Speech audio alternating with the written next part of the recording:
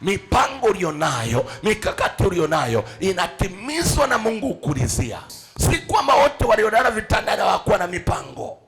Si kwamba wote waliopoteza uwezo hawakuwa na mipango. Walikuwa na malengo kuliko wewe. Walikuwa na mipango kuliko wewe, lakini Mungu akuruhusu itimie kwao. Kwa hiyo chochote unachowaza kukifanya, jua ni Mungu ameruhusu. Amen. Kama Mungu hajaruhusu, hakuna kinachoweza kufanyika. Mikakati yote ulionayo, kabla hujaisimamisha, mwambie Mungu, wewe wa kwanza. Amen. Wewe ni Mungu wa kwanza. Wewe Mungu Amen. Ni wa kwanza. Wewe Mungu ni wa kwanza. Mengine yote yanafuatia, lakini wewe ni Mungu wa kwanza. Yeah. Tena wengine walikuwa na mipango mpaka wanaandika. Wewe mipango yako hata uandiki. Wakati mwingine wewe hata mipango hauna. Unashukuru kila kinachotokea mbele yako.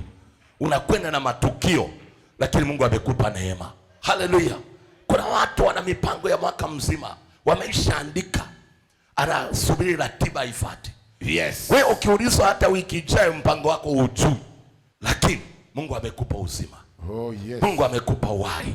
Oh, yes. Mungu amekupa kula na kushiba. Amen. Mungu amekupa kupendeza. Amen. Unaweza ukajua kwamba si akili yako, ni neema ya Mungu iliyo juu yako. Amen. Nami aseme amen ya nguvu. Amen. Hivi ulivyo ni Mungu amekulizia. Oh, yes. Ni Mungu amekulizia.